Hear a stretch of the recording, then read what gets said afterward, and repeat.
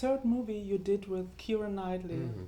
Are you already like an old couple, or is it always new to work with her? Yeah, I wonder whether we will become an old couple, like, you know, in our 70s and 80s, still working together with our walking sticks. No, I mean, you know, Kira has changed a great deal, as maybe I have, since we started working together 8 years ago. And she was 18 then, and now she's grown and developed and become an extraordinarily powerful woman, and that's exciting to watch that development. It's, you know, it's like having friends. It's exciting to watch. Yeah. I also though felt that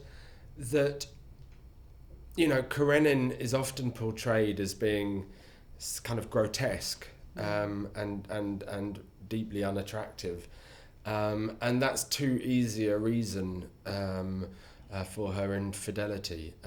That's not the point. It's not because he's ugly that she goes and sleeps with someone else. It's because they don't talk to each other. The communication has broken down, and so. And yet, you know, and I find it interesting, the balance between the two characters. She's not right, and nor is he. But we see both their points of view too.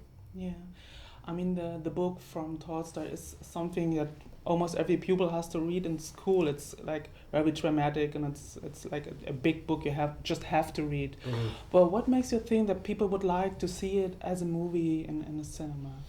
I don't know. I wanted to make it as a movie.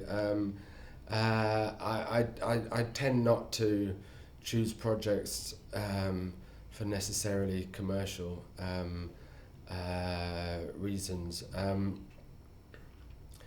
But I think that it's a story that has been investigated over the decades, and will continue to be so. I don't think this will be the last version either. Each successive generation looks at it from the point of view of where they're at,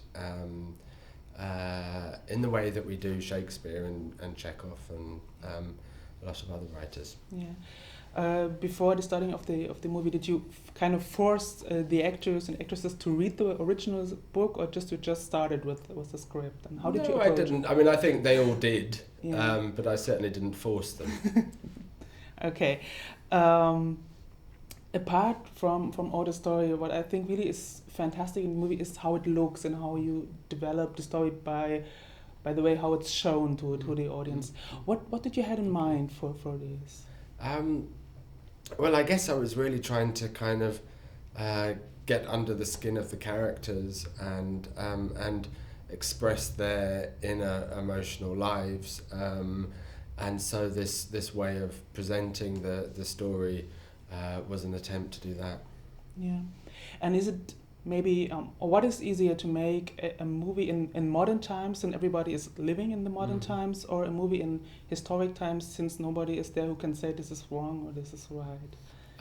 Well, no films are easy to make, but you know, with period films, I'm not really interested in period accuracy or period reenactment societies, you know, where these guys go off and have battles. I'm interested in kind of fantasies, really, and I see all period films as being a form of fantasy.